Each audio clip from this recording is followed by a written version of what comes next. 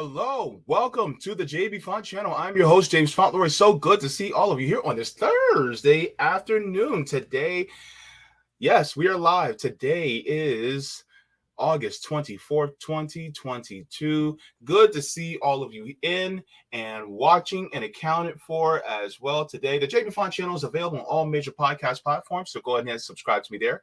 Also part of the Revolutionary Blackout Network, so you can see me on Sundays, Tuesdays, and typically Thursdays, but I'm not there this evening.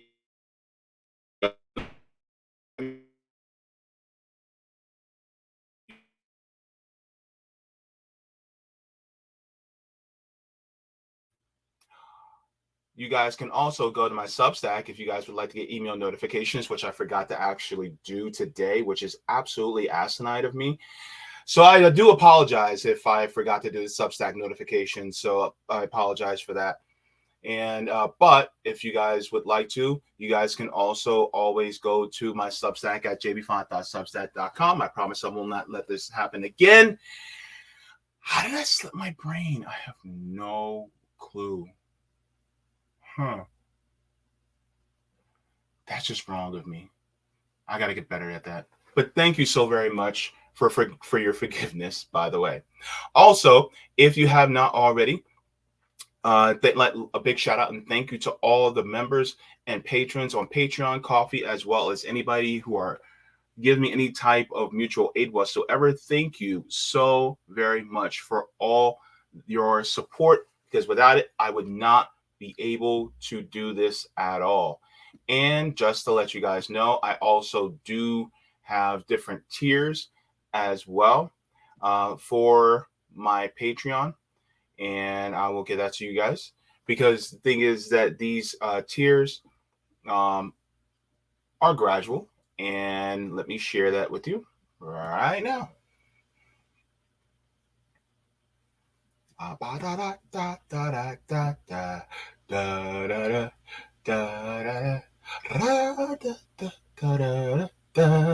All right, so if you guys would like to, you guys, I have Solidarity, Comrade, Jaybefaunters, Super Jaybefaunters, and Super Duper Jaybefaunters, and anybody who would like to contribute can as well. Thank you so very much for that. Now, just to say hello to all the people in the chat saying what's up. All right, we have Miguel coming in saying peace. Thank you so much. We have Wadi coming in also in the chat saying hello. Good to see you guys. Good to see you in the chats, as well as anybody else that may be watching. Now, as you guys know, after saying my hellos, I would like to share with you guys what I'm doing. We're going to be doing a reading of Assata Shakur's autobiography, chapter 15, part 2. Now, this is going to be a very interesting chapter where she actually gives more critique of the Black Panther Party. And so this is going to be one where this was a big reflection for me, because as far as the Black Panther Party is concerned, we talk about the victories and successes of them, but there also has been some blind spots of the Black Panther Party as well, which Assata Shakur lays out within the final part of this chapter. I think this is important for anybody that's looking to be in an organization in order to see and reflect upon this, to reflect upon themselves, and to have a critique as well as a readjustment, so that they are able to be more victorious in the struggle for liberation. So whether you're in an organization that's focused on housing, or if you're focused on food, or if you're a Black organization, or an Indigenous organization, or an Asian organization, or your organization for LGBTQ rights, no matter what organization you're in, make sure that you also have a good reflection upon yourself. And she actually talks about why in the last part of chapter 15. So I would like to get to that there. And thank you so very much for everyone watching. Let's get started. Becoming Zayd's friend was something really important. After I joined the party, he would stop by my house every so often. We would listen to music and talk politics. I was forever teasing him about being a part of the leadership. He was a minister of information, since he was the only leader up at the Bronx ministry, with the exception of Afeni Shakur, Tupac Shakur's mother. I had any respect for. He would laugh at my Robert Bay jokes, but he never once said a disparaging word about any of the other comrades. I also respected him because he refused to be a part of the macho cult that was an official body of the Black Panther Party. He never voted on issues or took a position just to be one of the boys. When brothers made an unprincipled attack on sisters, Zaid refused to participate. When we hooked up for a meeting at somebody's house, he would be the first to volunteer to cook dinner, or if the dinner was already cooked, the first to roll up his sleeves and wash the dishes. I knew he had to be especially hard for him because he was small and his masculinity was always being challenged in some way by the more backward, muscle-headed men in the party. It's something that a lot of times we don't really think about. Excuse me. For us as men, are we willing to take the elements and aspects of misogyny that we maybe have internalized growing up and work on that and throw that away for the betterment of our organization and for class consciousness and solidarity? I think that's something for that a lot of us really need to take into account. Let's continue. Zaid always treated me and all the sisters with respect. I enjoyed his friendship because he was one of those rare men that was completely capable of being friends with a woman without having designs for her. We communicated on such an intense, honest level that afterward I wondered if it had been real. And he was cultured. When you say cultured, most people think you're talking about the opera or in Amy Vanderbilt's etiquette book, but that's not what I'm talking about.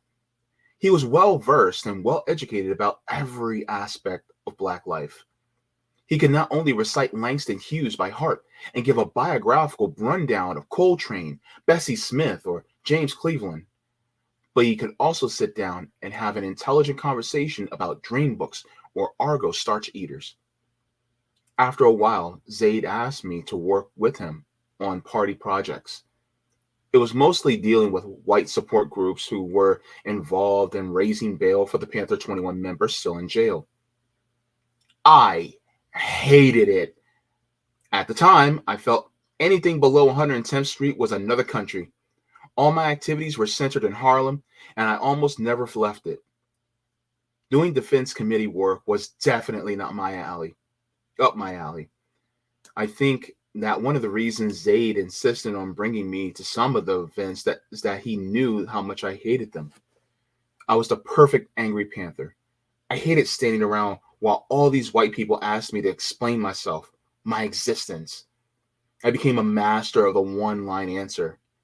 What made you become a panther? Oppression. What do you think about Huey Newton? He's a right-on Black revolutionary leader. What do you think white people should be doing? Organizing other white people in their communities, supporting Black and Third World liberation struggles, and helping to free the Panther 21. Once a guy asked if I was really going to off the pigs. Not tonight. I couldn't get over how personal some of those people tried to get, even though I'd never seen them before. One came over to me and asked if Zaid was my Panther husband. When I looked at her as if she was crazy for asking me a question like that, she said, giggling over herself, I mean, is he your cat? Another woman came over and struck her hands all in my hair. Oh, I just had to touch your hair. It's so kinky. Let me tell y'all something. I'm gonna leave with the pinky. Let me tell y'all something. One of the worst and most dangerous things you can do as a white person is put your hands in a Black woman's hair, especially without permission.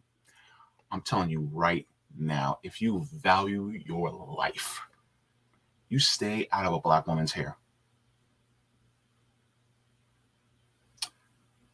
Please be ill-advised. Be ill-advised. What, did I say that right? Just be advised. Just caution.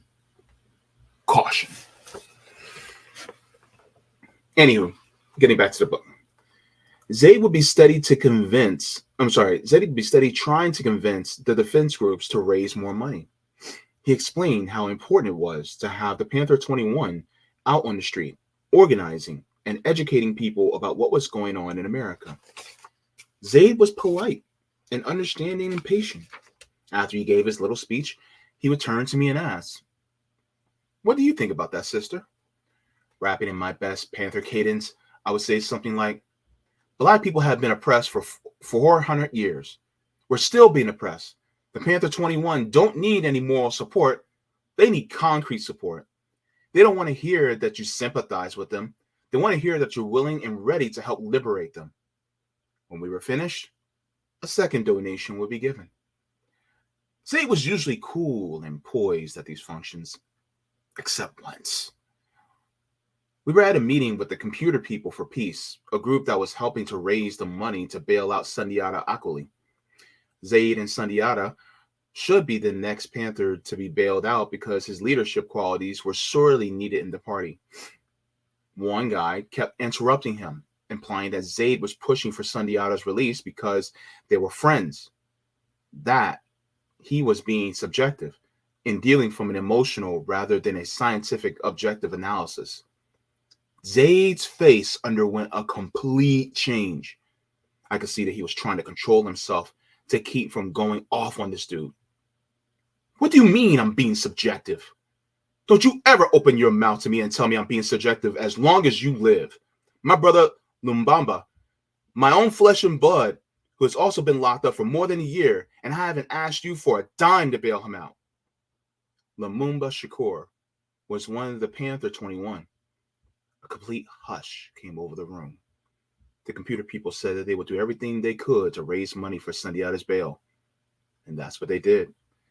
The only thing was that once the $100,000 cash bail was raised, Pig Judge Murtaugh refused to release him or any of the others. We were furious and helpless. This is a good lesson to, if you are an ally, a white ally, especially when it comes to Black organizations. You have to be careful as to not center yourself, number one. And number two, you have to be careful because ultimately, and you have to come to terms with this as a white person, most of us Black people just don't trust you. That trust has to be proven. And it's not that it's based on prejudice, it's a prejudice that's based on the actions of many white people in the past and the actions that are based on what Black people have dealt with for 400 years. That's what it is. And so that trust has to be earned. And it can't just be earned during the happy times and the times when you're smiling. It has to be earned in tough moments. It has to be earned when you're not being watched or when you think you're not being watched. That's when it has to be earned. It has to be earned when you're around other white people and there's nobody Black around. It's not enough to be anti-racist. Now you have to be an accomplice. That's the thing. And sometimes it's how you come across us that can tell us more about if you have some blind spots that need to be readjusted or if you're an infiltrator. So that's a tough thing, but that's something that white people have to maneuver through. It's the same thing with us males. When we go into a female space and they're talking about their liberation and organizing, we also have to do that ourselves, right, guys? Or if you're heterosexual. And if you're trying to be an ally to LGBTQ people, you have to do the same. Have to do that too. So it just depends. We have to make sure to humble ourselves in that respect. And it's not just limited to white people, it's limited to different people of non-marginalized groups. So, yeah. After a while, everything seemed strange to me. I was catching all these weird vibrations and sensations. I couldn't quite put my finger on it, but I can sense a whole lot of stuff going on. I felt like I was standing on top of a river with currents swirling underneath the surface. All these strange things were starting to happen. I could go to the laundromat. I would go to the laundromat and find a black policeman there who said he wanted to join the party. Every once in a while, I'd turn around and see strange men following me.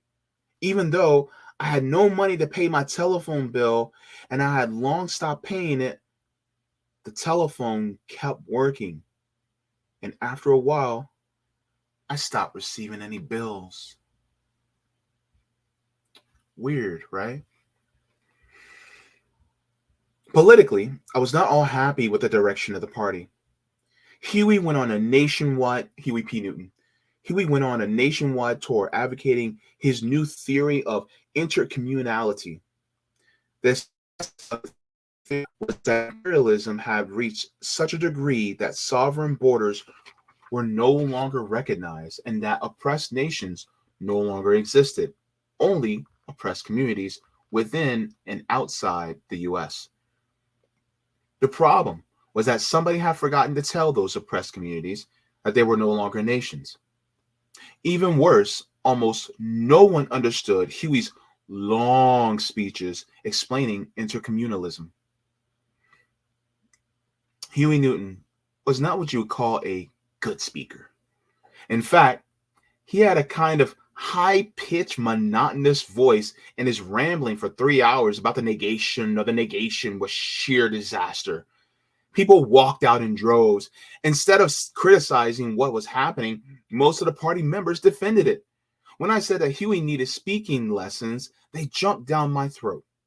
When Huey changed his title from defense minister to the ridiculous sounding supreme commander, and then to the even more ridiculous supreme servant, damn near nobody said a word. That was one of the biggest problems in the party.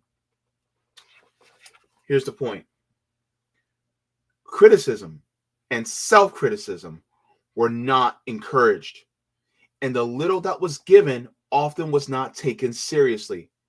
Constructive criticism and self-criticism are extremely important for any revolutionary organization. Without them, people tend to drown in their mistakes, not learn from them. This is the point. If you are in any organization within the revolutionary struggle, you have to be willing to, one, accept constructive criticism from the outside, and two, accept and apply self-criticism from within your organization. If you do not, there will be no growth at all. This is important for myself as a person. This is important for anybody who has any organizations whatsoever that are trying to do what they can to build class consciousness, to build solidarity among poor people and workers, and to engage in having revolutionary struggle. You cannot do it. It cannot be done without being self-critical and accepting constructive criticism from outside forces. That's the point. And if you are not willing to accept that, or if you are too fickle about receiving it, or if you're too resistant to it, you're not going to grow. And failure to accept and apply the criticism is sabotaging revolutionary movement. This is something that I learned from Assata. Thank you so very much. Continuing. Because I was still a college student, I was often called on by the Black Panther Party to do student work. I didn't mind working with students to coordinate this or that, but I was deathly afraid of speaking in public. But they insisted I had to learn in order to be effective on campus. I had an old rickety tape recorder that was on its last legs. I decided to use it to practice public speaking. On and on I went, blah, blah, blah, into the microphone. The telephone rang. I put the mic down, turned off the recorder, and rushed to the phone. Hello? Joanne? Stop making tapes, the voice said. The phone clicked. I stood there with the receiver in my hand. I had to get out of there. I ran to get my coat. I needed some privacy to think. They bugged her phone. They bugged her house, man. They bugged her house. That's scary, bro. Like, for instance, just stop paying your phone bill. No, I'm not telling you to stop paying your phone bill. But hypothetically, you stop paying your phone bill, right? You're working with a revolutionary organization. You stop paying your phone bill because you don't have enough money to pay your phone, but your phone never goes off. Weird, right? Your phone never goes off. And then you stop receiving bills, but your phone stays on.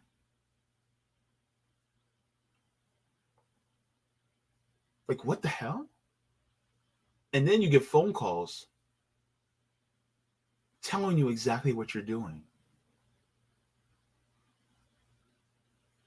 That's wild, bro.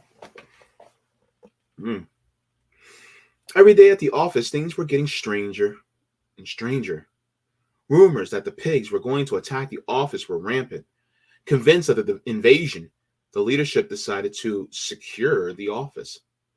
The big storefront window was removed and replaced by a wooden partition. Windows without glass were cut into wood, covered by little wooden doors. What are all those holes for? Little holes for? I asked. To shoot out of, they told me. Piles of sandbags were brought into the office. I didn't believe that shit. Everybody was talking about defending the office. Why do we have to defend the office? I asked. They told me something about executive mandate number 3. It said Panthers were supposed to defend the office against pig attacks.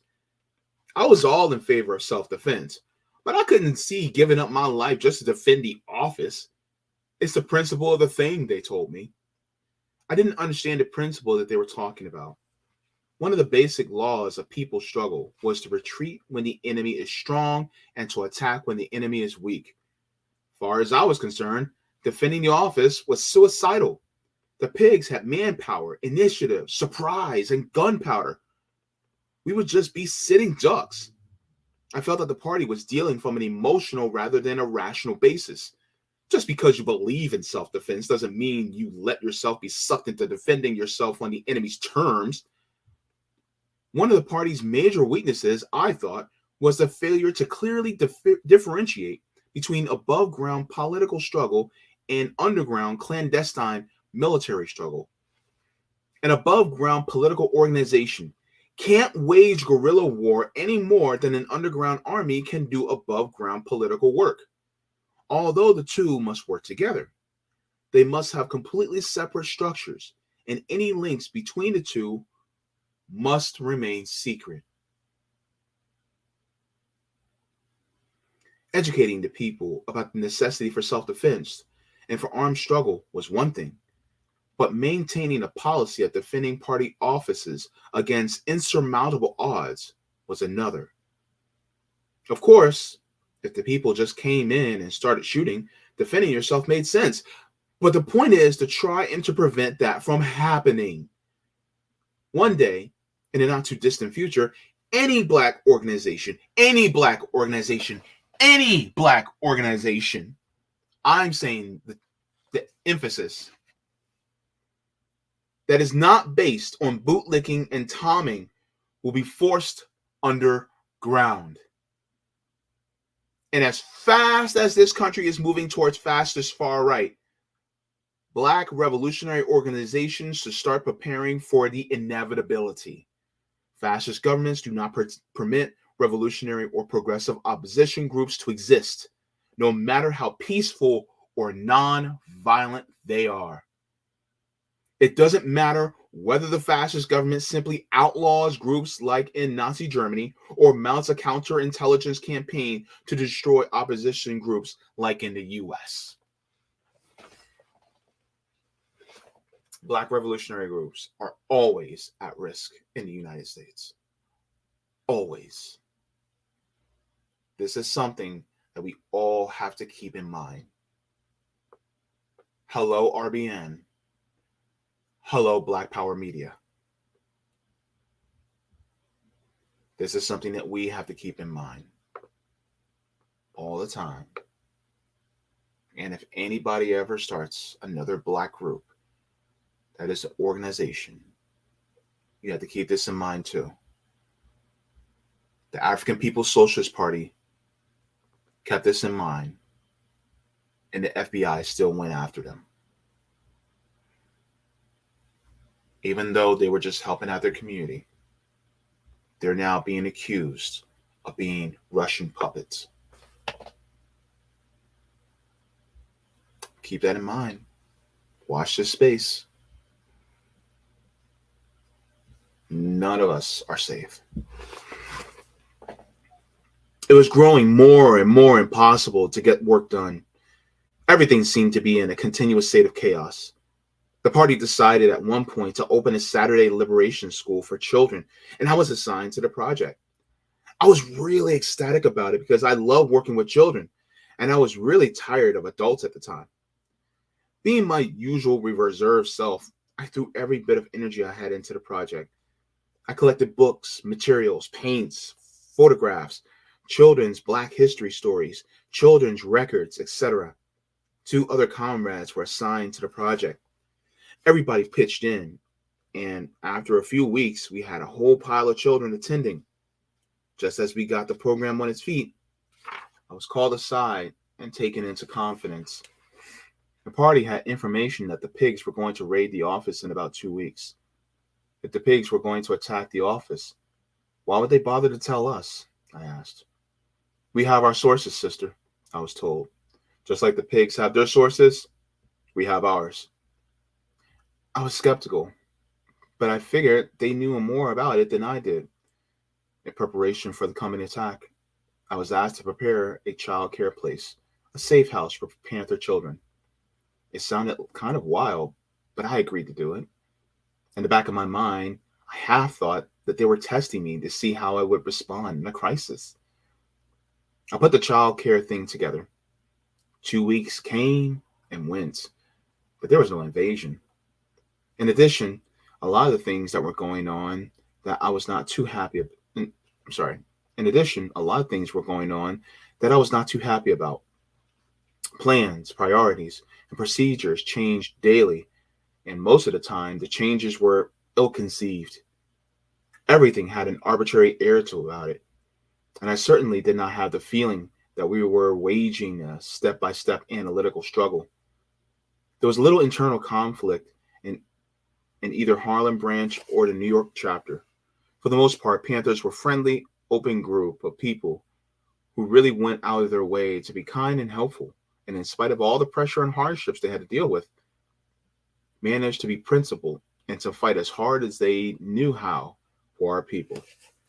We had a bit of a leadership problem with Robert Bay and Jolly, who are both from the West Coast.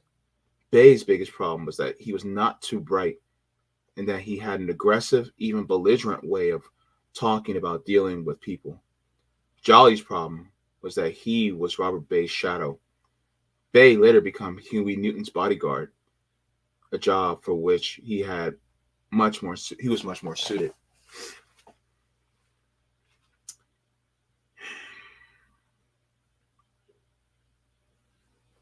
Yeah. When it comes to being a leader, cannot be overly aggressive and belligerent.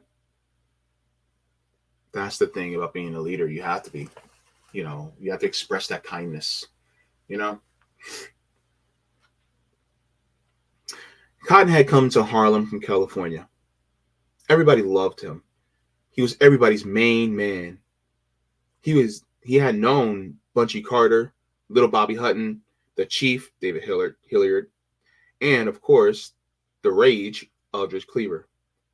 Cotton had been sent to New York to put in charge of fixing up the brownstone, and the party had bought on 127th Street. I don't know why I can't read for some reason. According to the grapevine, Huey wanted to move the BPP headquarters to New York, and Cotton was to prepare the security for the house. He used to mosey over to the Harlem office with a bottle of cheap pluck in his back pocket to tell war stories. He would sip his wine and talk about what he had gone down in the coast. The first time I went over to inspect the 127th Street house, Cotton gave me a guided tour. He explained the whole futuristic security plan.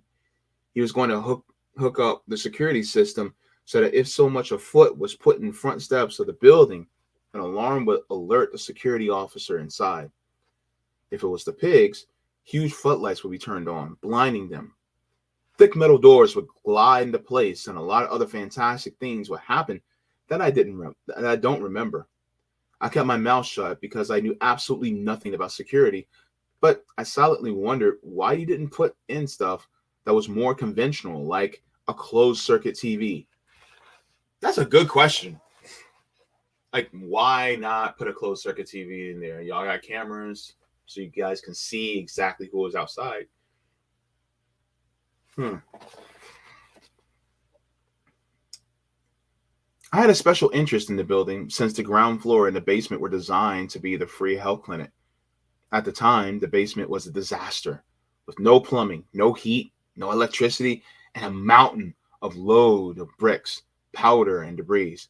Cotton assured me that the basement would be fixed up within 6 months. Next, he showed me Huey's room. It was the only room in the house somewhat fixed up. He had put up wooden paneling. There was a small table and a single bed, which he carefully explained to me was made up in military style, ready at all times for the minister. I looked at him like he was crazy. Of all the things I could imagine Huey doing, sleeping in that freezing house on that Spartan bed was not one of them. Cotton talked about Huey with this eerie reverence that made me sick. And it sounded, sure enough, weird how Cotton talked about the minister's bed. I visited the house on 127th Street many times over the next few months. Hard as I tried, I could not find one shred of progress. I came to the conclusion that Cotton was a big mouth and a drunk.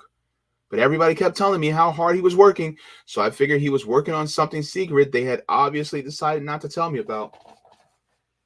During one of my trips to the house, Cotton's assistant told me that he didn't feel well. I made an appointment with the doctor and called to tell him the time. A few days later, when I came to the office, everyone looked at me like I had committed some crime against the people. What's wrong? I asked. Cotton says that the brother who works for him is sick and that you refuse to do anything for him. What? I was completely surprised. That's not true.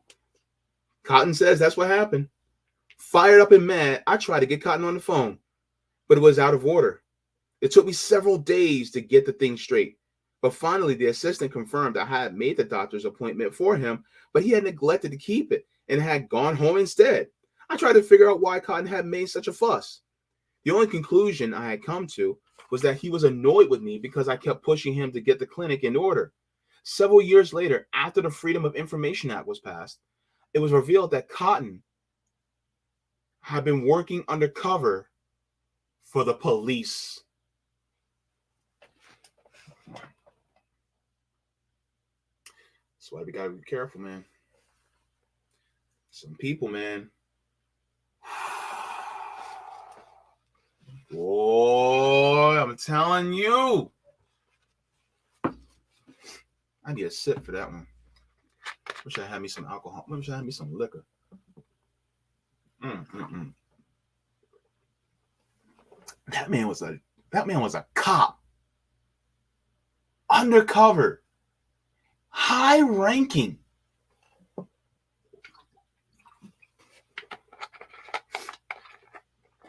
Boy, it gets deeper. It gets deeper.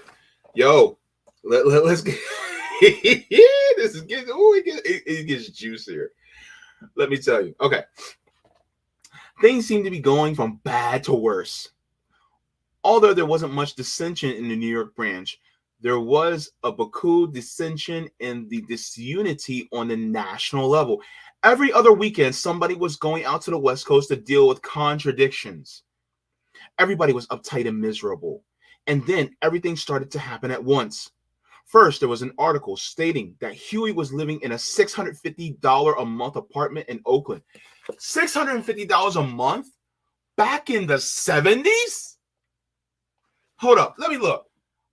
I don't have time to look. But $650 a month? Back in the 70s? That might as well be an apartment that's like $2,000 a month. $3,000. Well, no, not today's money. Probably maybe $4,000 a month, maybe. 650 back in the late 60s, early 70s. Was it probably? Wait, I think it was probably mid 60s. Holy crap! Yo, $650. That's a lot. The Harlem branch was shocked, of course, because in those days that was a whole lot of rent, and it contrasted sharply with the living conditions of the Panthers in New York.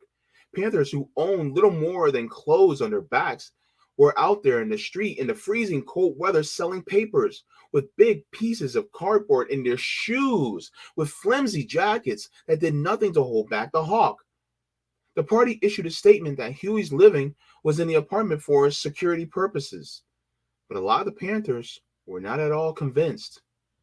I wanted to believe the security story, but it didn't fit my sense of logic. Then came the long series of expulsions, which proved to be the last straw. Long-standing loyal Panthers were being expelled by Huey. Many long-standing loyal Panthers were being expelled by Huey. One of the first to go in Huey's private purge was Geronimo Elmer Pratt.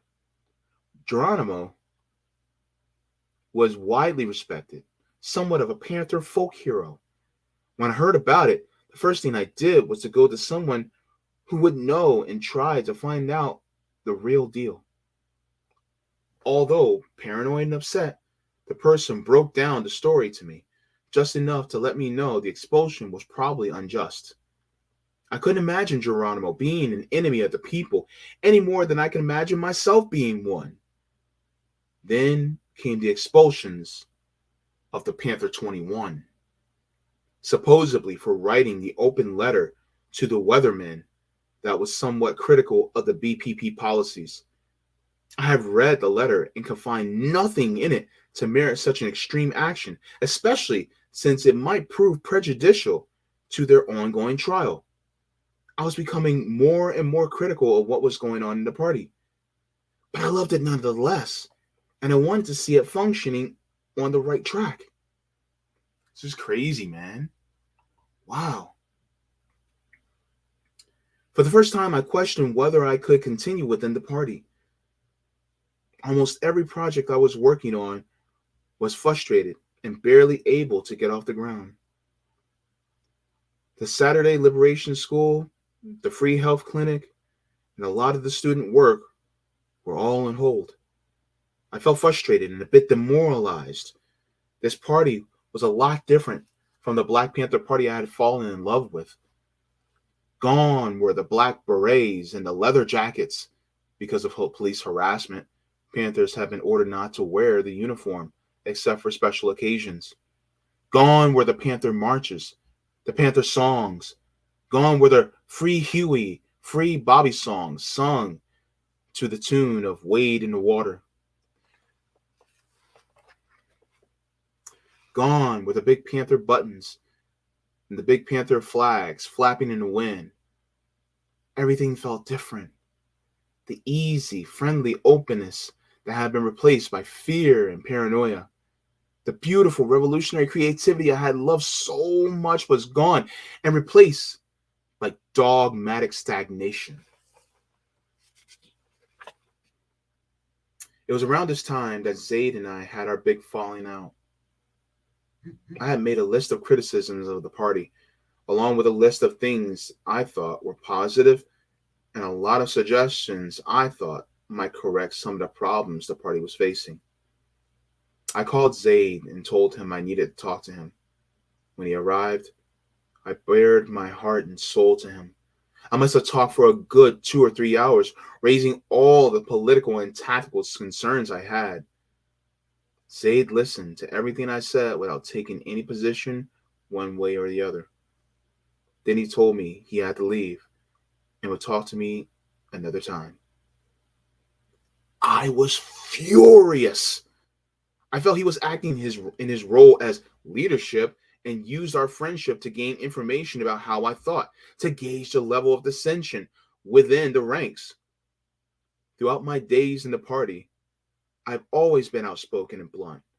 Zayd and I have always been frank with each other, and I interpreted his silence as a declaration that he supported the defended policies I considered unprincipled and politically incorrect. After that, we didn't see or speak to each other for a long time. I had no way of knowing the tightrope he was walking or the pressure he was under. Zayd was acting as peacemaker between Huey and the Panther 21, furiously trying to get Huey to rescind his expulsion order.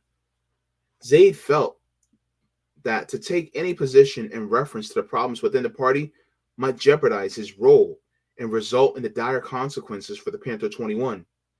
Ketaweo and Doruba, who had not been expelled because they were out on bail and had not signed a letter, were also attempting to get the Panther 21 reinstated. They were under a lot of pressure from both sides. Huey wanted them to support the expulsion, and the expelled Panthers wanted them to criticize Huey's actions.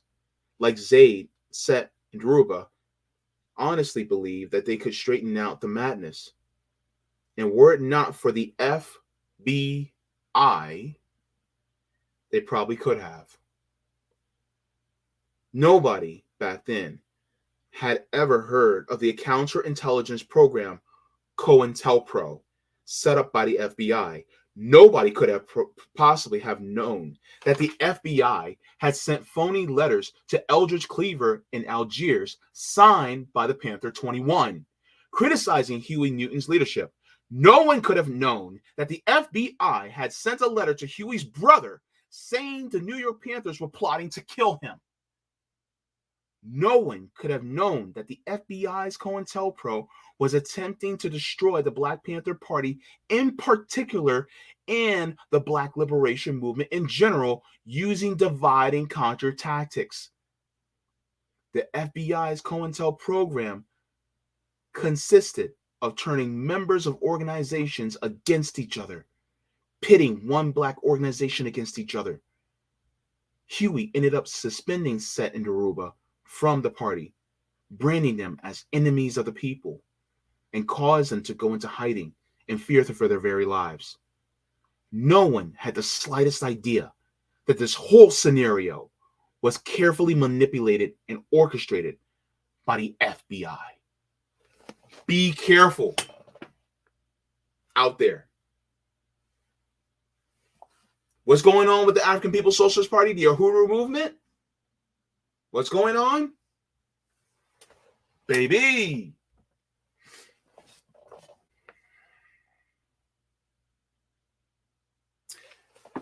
I'm not even done reading. But that's deep. That's hella deep, man. What do you guys think?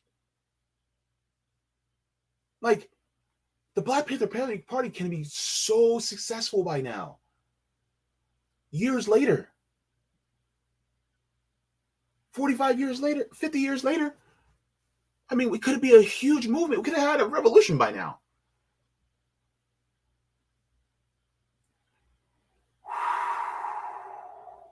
Damn. Wow, man.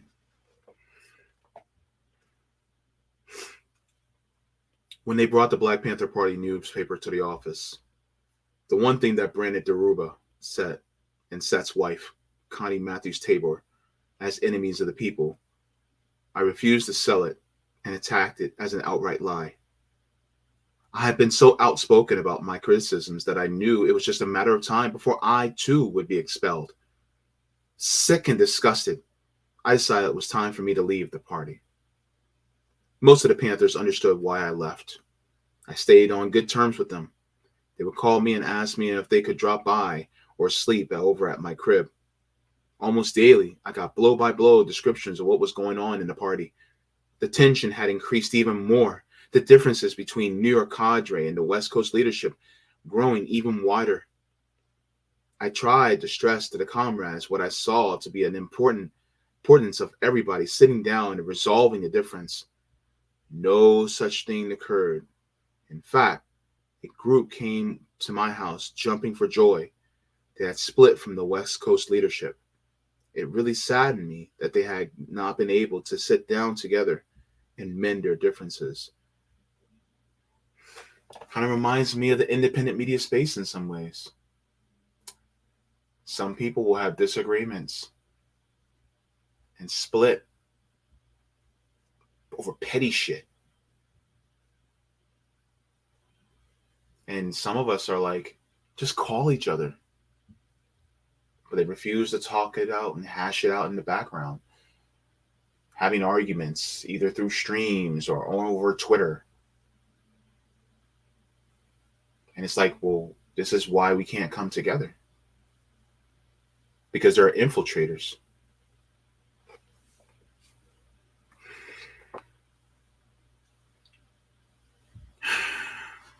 After I left the party, my life became more and more impossible. Everywhere I went, it seemed like I would turn around to find two detectives following behind me. I would look outside my window, and there, in the middle of Harlem, in front of my house, would be two white men sitting and reading the newspaper. I was scared to death to talk in my own house. When I wanted to say something that was not public information, I turned the record player up real loud so that the buggers would have a hard time hearing. It was so weird. I still hadn't received a telephone bill, and months had gone by since I paid the last one. Yet, the telephone was always working. Strange people visited my neighbors, asking questions. I hated to move from my apartment because the rent was so cheap. I was paying something like $65 a month, and if you get used to the fifth floor walking up, it wasn't at all bad. It was one of those rent-controlled buildings right across the street from City College where I was enrolled. I had no choice but to leave. It was impossible to live amid all those bugging devices. I decided to donate the apartment to the Panthers and look for somewhere else to live, to spend time with some friends, passing a few days here and a few days there until I found another place. One day I was zipping up the avenue on my way home. A friend called me over. "What's up?" I asked. "Don't go home." "What do you mean, don't go home?" "Your place is crawling with pigs. They're waiting for you." I walked around for a while, trying to get my head together. What could they do with me if I went home? I hadn't done anything. I thought about the Panther 21. They hadn't done anything either. Anyway, they can do anything they want. I thought about my crib. Maybe they had been taping my voice and hooking up pieces of conversation to make it seem like there was a conspiracy to do something. Maybe they would charge me with harboring a fugitive or with conspiracy to harbor a fugitive. Everything they that they were tailing, sorry, everything said that they were tailing me so tough because they thought that I would lead them to Set, Daruba, or some other comrade that had been forced into hiding. Maybe they would try to interrogate me, beat me, torture me, until I had signed some phony confession or something. I decided one thing right then and there. I definitely wasn't going home. And I definitely wasn't answering anybody's questions about anything. I thought of going to Evelyn's, but I figured that as soon as I showed, the pigs would be there waiting for me. I decided the best thing I could do was lay low until I found out what was going on and could come to some decision. That's the end of chapter 15. We ended on page 233. Chapter 16 is next. Boy, that was a lot. That was heavy, bro.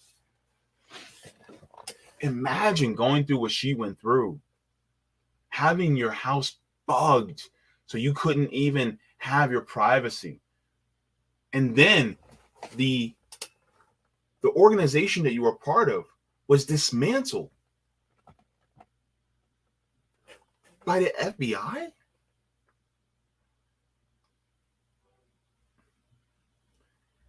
Be careful when you organize. Be very careful. And this is why being self-critical is also important, because people can talk you into doing things, and that can land you in a position where they can get you.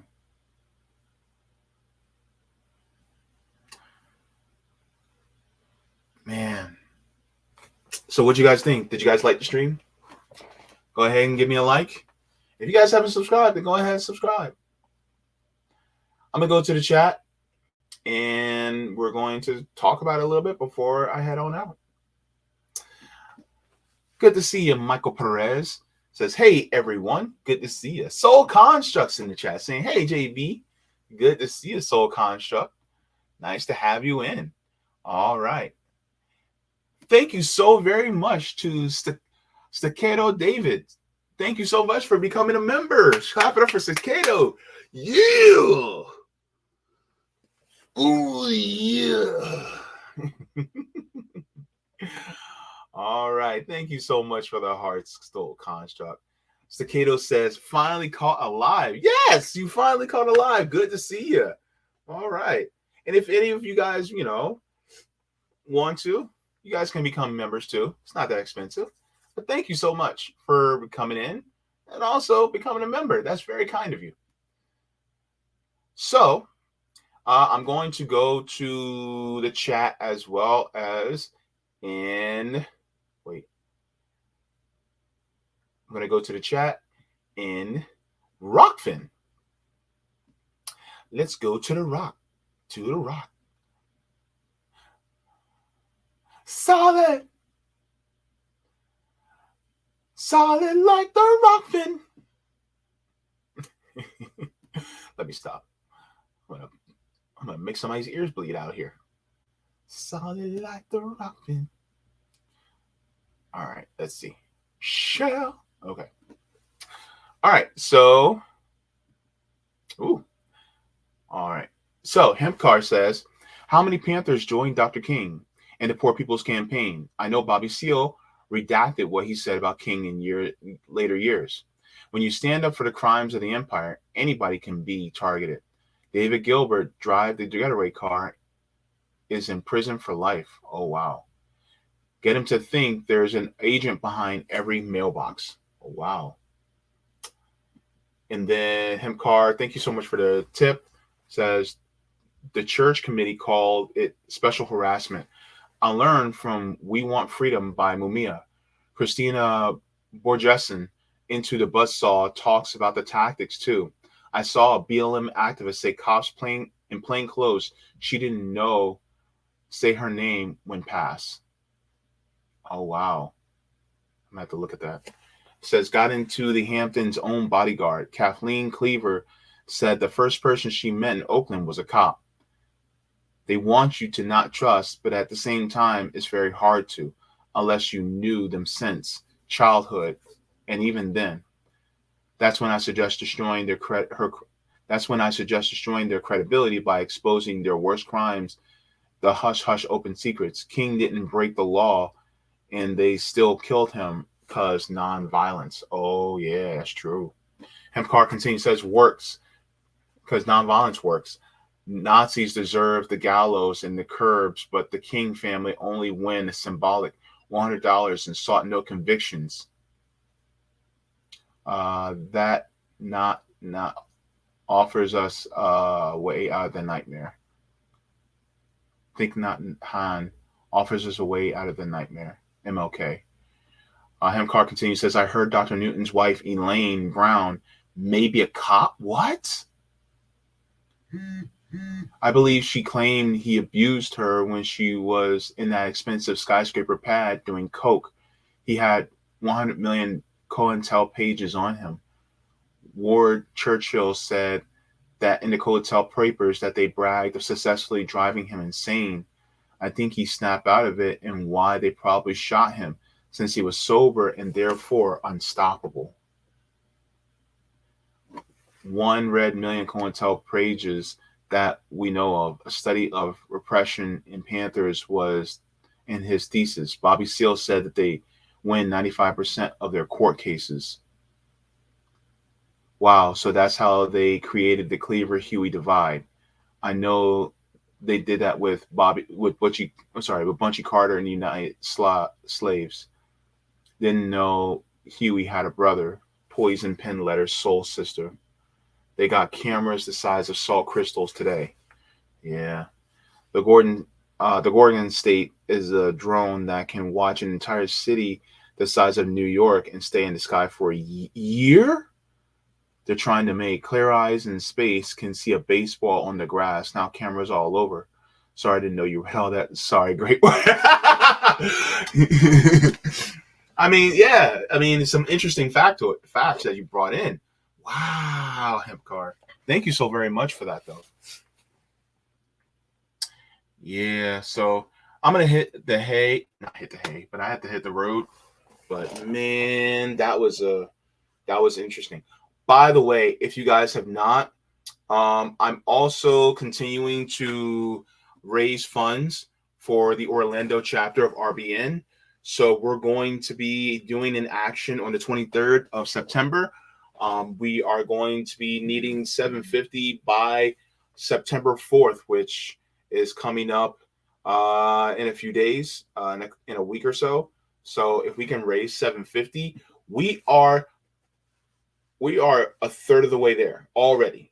So if you guys would like to, then you guys can also donate if you wish. You guys can go to Cash App, $ Orlando RBN, and you guys can do that as well.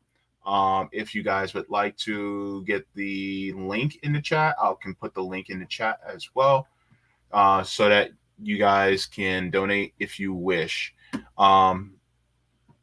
But yeah, we're trying to raise funds because we are going to be giving care packages out to the poor people and the homeless out here in Orlando. So that's what we're going to be doing. So if you like to, you can do that as well. Thank you very much for anybody who's donated so far. It's much appreciated. If you would like to get email notifications, you guys can go to jaybefaunt.substack.com so that you guys get email notifications whenever I do go live. I missed this one. I do apologize. I'm sorry. But it's good to see all of you watching nonetheless. And what I'll do is I'll send this out immediately following so that people can do it on the rewatch as well so that they can have that notification. So thank you so very much for that. As well as if you would like to, you can also become a Patreon or Coffee. So thank you so very much to everybody. Or you can become a member as well. So thank you so very much. You become a member just like Staccato David did. So thank you so very much once again for that. Look, like I said, water your plants, water yourselves, leave the world better than you found it. Smoke them if you got them, drink them if you got them. If you ain't got them, to watch something funny and laugh because joy is revolutionary. And listen, be careful and be consistent, and also learn to take constructive criticism and internal criticism and to apply it so that you can always grow and be better. Because that's how things are done. That's how we grow. So thank you so much. Oh, forehead kisses. Mwah! To every single one of you, and you back there too. Yeah, yeah. Because I like you. I like all y'all. Bye.